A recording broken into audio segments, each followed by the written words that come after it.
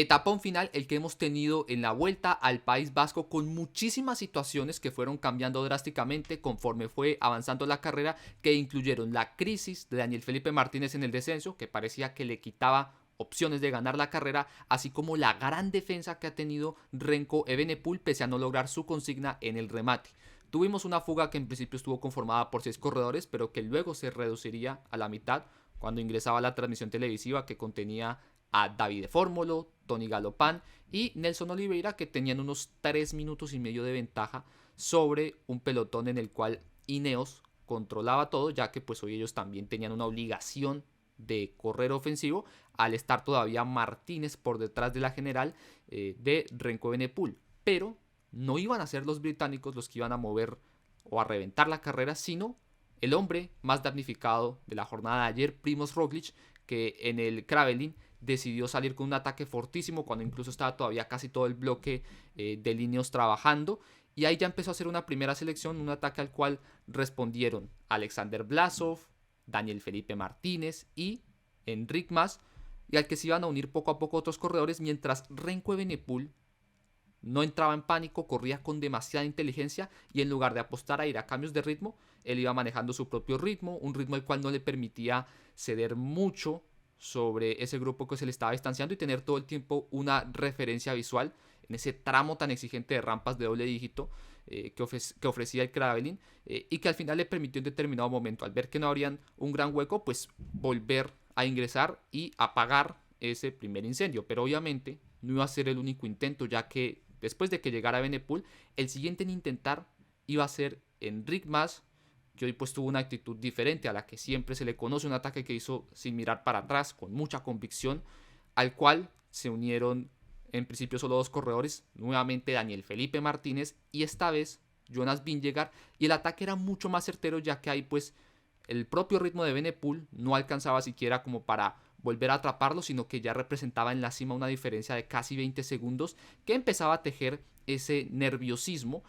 ya que pues tenía que hacer el descenso en solitario, con el nerviosismo que ello produce, ¿no? La adrenalina que hay que arriesgar, ¿no? Porque no podía permitirse el llegar al siguiente ascenso estando por detrás de ese grupo. Pero justamente este descenso iba a jugar un papel determinante en el avance de la carrera, ya que ahí la situación iba a cambiar por completo. Y lo cambiaría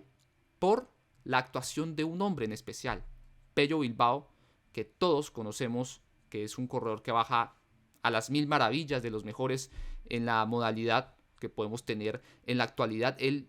se había mostrado totalmente desapercibido en el ascenso, casi que ni lo notamos, pero una vez iniciando ese descenso, incluso por detrás de Evenepoel, obviamente lo fue rebasando porque tiene una gran habilidad, además está corriendo en casa, conoce los terrenos y alcanzó a ese grupo de punta donde se puso al frente y empezó a marcar otra velocidad. Y claramente eso iba a damnificar a esos corredores por delante que no tenían esa buena habilidad para descender. Y primero lo hizo con Enric Mas, que sufrió una caída junto con su compañero Nelson Oliveira cuando estaban corriendo muy bien hoy los Movistar. Eso lo sacó del juego, y no por la caída, sino pues en sí por su propia falencia técnica, por si se quiere la propia torpeza que tiene en estos terrenos. Daniel Martínez tampoco pudo aguantar y quedó rezagado y lo atrapó el grupo de Renko Evenepoel.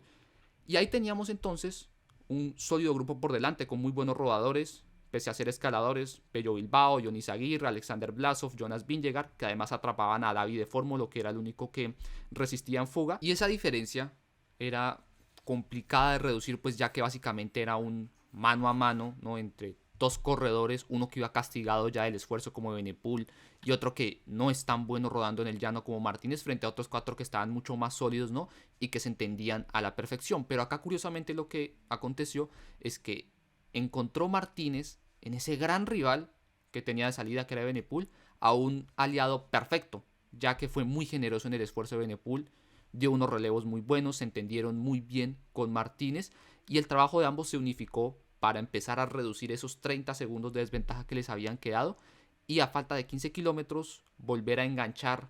con ese grupo delantero y pues apagar un incendio que era muy grande, ¿no? Porque pues aunque Martínez tuviera la fuerza, igual la situación en la que estábamos era perfectamente para que se le hubiese escapado la carrera solo por esa falencia técnica. Y entonces ahí lo que uno pensaría es que pues ya entre estos se iban a resignar, iban a esperar todo y guardarse hasta el ascenso final, pero curiosamente apenas entraron Martínez y Evenepoel empezaron a atacarse entre ellos, una sucesión de cambios de ritmo bastante fuerte, por algún momento ha logrado obtener algún corte de Daniel Martínez, luego Renko Evenepoel, era una situación bastante curiosa, pero claro, fue tan agresivo lo que corrieron en esos kilómetros que al final pues decidieron bajar un poco el ritmo, prácticamente hacer un parón, ¿no? Recuperar fuerzas y simplemente ya dejar todo para la zona más dura del ascenso a Arrate. Y eso lo aprovechó David de Fórmula, que todavía estaba en ese grupo, para atacar antes de iniciar la subida, conseguir una ventaja que fue casi de un minuto, ¿no? Y aprovechar de pronto a ver si entre esa estricta vigilancia, pues a lo mejor podía hacerse con el triunfo de etapa que tanto había buscado a lo largo del día. Pero nomás sería esperar hasta el primer ataque en la subida que correría a cargo de Dionis Aguirre para ver que eso no iba a suceder y también para eliminar ya por completo a Renko Evenepoel, que ni siquiera intentaba responder porque ya iba totalmente reventado, pese a haberlo hecho muy bien. Igual la dureza de la etapa pues le acabó pasando factura, y demuestra que por ahora son, si se quiere, los límites que tiene en este terreno, así que yo creo que nada que criticarle, porque entre lo que tuvo que defenderse y las situaciones que tuvo que afrontar, me parece que lo administró a la perfección e hizo todo lo que estaba a su alcance para no ceder ese liderato. Y ahí ya entonces, sin Evenepoel en la pelea, se sabía que el líder virtual era ahí Daniel Felipe Martínez, y por lo tanto él ya tenía que defenderse ante todos esos ataques que se le iban a presentar, en especial por parte de dos hombres, Jonas Vingegaard y Alexander Vlasov, que iba a ser quizás el más incisivo en toda la subida, porque eran diferencias en la general entre ellos de unos 20 segundos, algo más, era algo muy corto que perfectamente con un buen ataque y con algún momento de flaqueza de Martínez se podían recuperar todo ese tiempo. Pero estuvo muy bien en la subida Martínez, no se dio en ningún momento, respondió en primera persona a cada uno de los ataques, cuando no atacaban él se ponía a tirar del grupo. Creo que demostró mucha madurez y mucho carácter ahí para poder resistir, y pues al ver obviamente que iba ahí sobrado de piernas y que nadie lo iba a poder distanciar, pues ya simplemente todo se centró en esa lucha por el triunfo de etapa, que no acaba subiendo sino en un descenso como es tradicional en esta subida a Arrate, y ahí fue clave el papel de Dionis Aguirre para ganar, ya que pues solo él obviamente es de esta zona, conoce muy bien el final, y aunque en algún momento estuvo distanciado por una caída que se presentó por su propio error, por un despiste, por no ver la rueda de Vingegaard, logró entrar bien acomodado en esa última curva, y acabar ahí sobrepasando a Alexander Vlasov, que sí se notaba que no conocía tan bien el final, y se le hizo algo tarde después para reaccionar ante ese buen movimiento que realizó el corredor del Cofidis. Martínez ingresó en cuarta posición y con eso acabó sellando el título de la carrera, su segundo